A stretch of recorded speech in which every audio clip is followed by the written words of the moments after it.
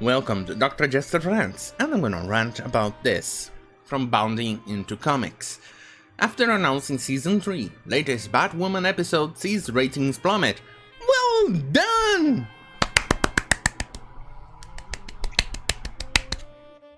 Well done, Wes!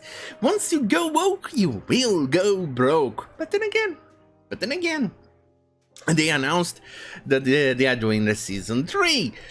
Without even getting the numbers. Oh, these people love to piss money away. Please give me some money, you CW.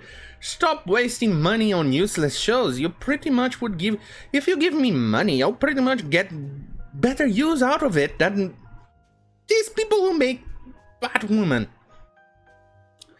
A little over a week after the CW announced that they had renewed Batwoman for the third season, the ratings and the viewership numbers have hit their lowest point in the show's short-lived life. Batwoman actress Javicia Leslie celebrated the news of the renewal on Instagram at the time. She wrote, "Season 3, baby, I love y'all. Now, TV series finale. Reports Batwoman Season 2 Episode 4 Fair Skin, Blue Eyes had a horrific rating of 0.10. Holy shit. For the 1849 demographic, it was almost a 40% drop from Episode 3's 16 rating. Well, 0.16 rating up by 16 rating. Not only were the ratings in the 1849 demographic terrible, but viewership plummeted nearly 30% from episode 3 to a paltry 507,000 viewers. And by the way, this is actually not the final tally of the numbers. It may go up a little or down a little, so we don't know yet. But it's fascinating how fuck myself, what a show that it's so bad. I've been reading and checking some of the reviews, especially for us from Hills vs. Babyface, what a wonderful name that is. He actually taking one for the team and goes on and watches the show for people like us who doesn't want to be bothered with a shit show like this. I expected the show to be bad, especially when the entire show is based on identity politics, as in with lesbianismus and racismus. It's all about those things. They don't have an identity. Anything above this, they do not have an identity. They don't care or anything like that. And there you go. That's the entire thing. That's the entire show. Anyway, looking back at Season 1, the 4th episode had a 0.30 rating and viewership of 1.287 million. Holy shit, pickle. You can see the full Season 1 below. Yeah, I remember seeing it. It started, well, considering it's a CW show, and a show that was, before it came out, notoriously known to be a show that was based on identity politics. It wasn't a bad number in itself. It was bad in comparison to anything else, but better than one would expect based on identity politics. But then it decreased to an abysmal number, which is 0.73. And then we get to see at 0.50, which is, in comparison to the very first episode, which we can never count, it's 3 times even less than the second episode. Jesus Christ. The Season 2 Episodes 4 1849 demographic rating declined by 66% compared to Season 1. The viewership numbers percent decline wasn't far off, it declined by just over 60%. And you can see the very big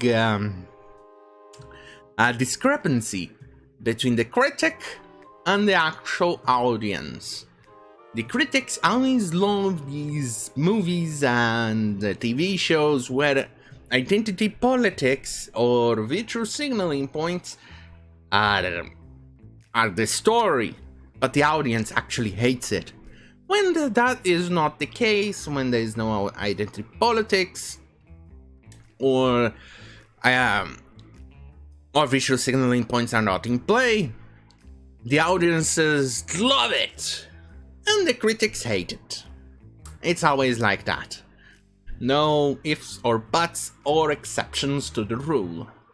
On IMDb, the weighted average score has stayed static at 3.4 out of 10, despite having almost 200 more negative one-star reviews out of...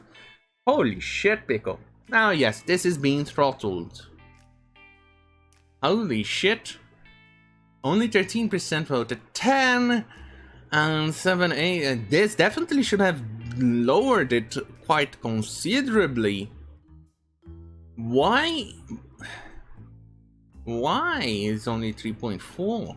That's a mystery. I should probably verify these numbers, not itself. That is assuming they are actually telling the truth right here, because these places, when you're dealing with identity politics, they have a tendency to censor shit. Anyway, and there might be a reason why the show is not only seeing declining audience and score and viewers. My microphone just moved. Viewers turning out. YouTuber for Yellow Flash states this show is awful. It was awful last year. It's been awful this year. I don't even want to talk about last night's show because it was awful and I couldn't even finish it. It later adds, this show is just terrible. The music is horrible. The writing is terrible. It's one absolute worst shows I've ever seen. I don't understand how that's possible because the comics are actually pretty good. If you're just stuck to the source material, you might have had a good show, but instead they have a woke virtual show that nobody wants to watch. It's quite embarrassing. And I have to agree, if they stuck to the comics, it would have been a good show, but they never ever do. That's what is happening lately. These shows, these things, what people are trying to do lately, they want to do some virtual signaling on identity politics. They want to take, for instance, I suppose Batman, and make him and destroy his identity, the entire thing, what that makes Batman, just for visual signaling points. And that's exactly what's kind of happening as of the new Batman movie, if it's ever coming out.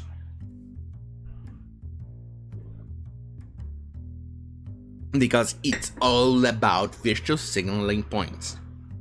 It's all about trying to be progressive. If you're progressive, I don't know what's going on with their brains if they think that. Jesus Christ, what an absolute shit show. What in the fuck is wrong with these imbeciles? What is wrong with them? I do not know. I do not know. On that note, don't forget to like, share and subscribe. If you like this type of content, stay right here on youtube.com/Dr. Jester. If you want spicy content, head to minds.com/Dr. Jester. And yeah, and this is the part where I say thank you for watching.